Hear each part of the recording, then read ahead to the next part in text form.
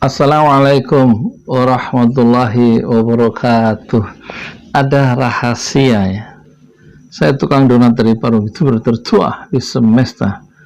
Ada rahasia kenapa Habib Bahar itu dibenamkan di Nusa Kambangan, padahal dia diadili di Bogor ya. Bung Karno dulu zaman penguasanya Gubernur Jenderal De Jonge, kalau nggak salah, De Jonge atau De Graaf ya, De Jonge saya kira 31 sampai 36 itu diadili di Bandung, kemudian dipenjara di Banci dan Sukamiskin ya. Tapi terus karena pengaruhnya dipandang berbahaya bagi kekuasaan kolonialisme, itu dibuang ke ND ya.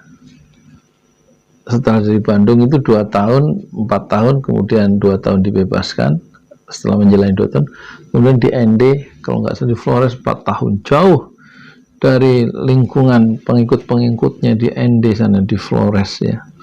Siapa yang mau menjenguk ke sana kan? Nggak mungkin ya. Itulah watak kekuasaan itu selalu menjauhkan pemimpinnya dari masyarakat yang terdekatnya ya. Hatta juga begitu, dibuang jauh sama Syahrir, Hatta ke Digul. Dari sini ke Irian aja naik pesawat 6 jam, apalagi dulu ya. Tahun 30-an itu Hatta, Syahrir bersama 1.300 pejuang-pejuang kemerdekaan itu dibuang ke Digul ya, kamp konsentrasi Digul. Entah berapa hari pesawat, berapa hari itu kapal laut, mungkin sekitar 10 hari mungkin ya, mungkin, saya nggak tahu. Begitu juga setelah itu dipindah ke Banda setelah 8 bulan di Digul itu. Hatta sama Syahrir dibuang ke Belanda karena tulisan Hatta yang dimuat oleh surat kabar yang dibaca oleh anggota parlemen di Belanda protes kenapa ditaruh di Digul, dibuang ke Banda. Masih satu pulau yang sunyi ya, nggak mungkin juga pengaruhnya itu sampai ke pengikutnya dari Banda. Sementara Cipta Mangunkusumo dibuang oleh Belanda, oleh penguasa ke luar negeri ke Belanda ya. Jadi zaman dulu sudah biasa itu mengisolasi pemimpin di luar negeri ya, seperti Habib Rizik diisolasi dari pemimpin, dari rakyatnya, dari pengikutnya di Arab Saudi, 3 tahun Arab Saudi. Nah, kenapa? Ini sebenarnya watak kekuasaan bisa dipelajari, bukan kebetulan ya. Kenapa Abu Bakar Ba'asyir yang orang Solo ditaruh ya sebagai teroris, katakan gitu tuduhannya, ditaruh di Gunung Sindur dekat Parung sini. Ya tentu orang-orang Solo sukar ya menjenguk pengikut-pengikutnya itu ke Gunung Sindur ya, di Parung sini, di dekat. Sementara Habib Bahar tidak ditaruh di kawasan Bogor, tapi dibuang ke Nusa Kambangan. Jadi ada pola yang sama ya. Habib Bahar itu dipisahkan dari pengikutnya, sehingga pengikutnya di sekitar Jakarta, Bogor itu tidak bisa atau mengalami kesulitan untuk berhubungan langsung dengan sang pemimpinnya, yaitu Habib Bahar bin Smith. Sebagaimana Abu Bakar Ba'asyir tidak bisa dijenguk oleh pengikut-pengikutnya yang militan di Solo dan sekitarnya.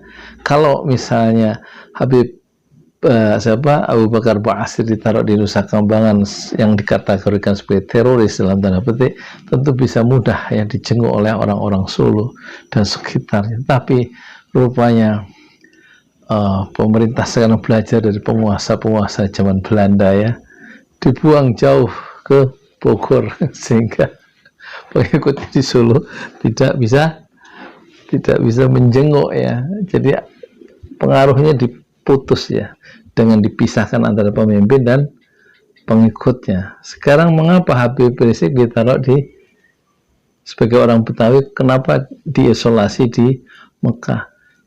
Ya sudah bisa diduga pengaruh Habib Rizik itu lebih luas setelah 212 ketika dia menjadi imam dan khatib sholat Jumat 2 Desember 2016.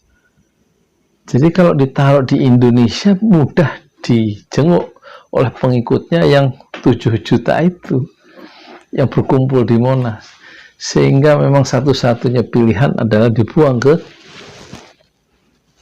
dalam petri atau tidak bisa dilarang masuk, pencekalannya tetap di Arab Saudi, sehingga pengikutnya yang dari seluruh Indonesia sukar menjenguk Habib Rizik di Mekah, kecuali menantu dan pengikut-pengikutnya sedikit saja yang mempunyai ongkos terbang ke Mekah ya.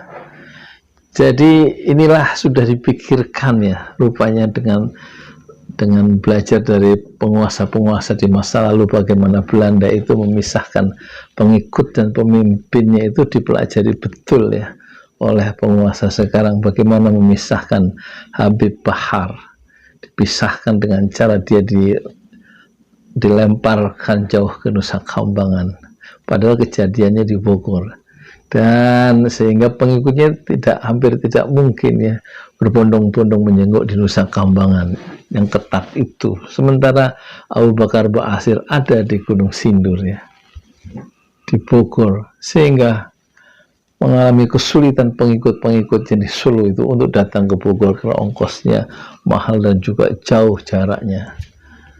Berbeda kalau Abu Bakar Ba'asyir di Nusa Kambangan, karena memang dia dituduh sebagai seorang teroris, sementara Habib Bahar bukan seorang teroris, bukan bandar narkoba, bukan penjahat besar, tapi ditaruh di Nusa Kambangan.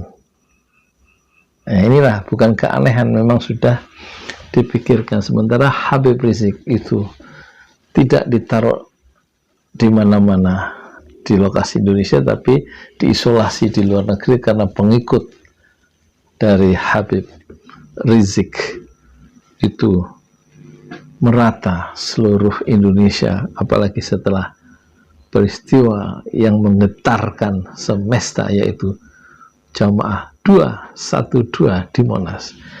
Selebihnya takdir Allah berlaku dan kita hanya menerima dan kita hanya mendoakan selamat datang para mujahid dakwah yang baru.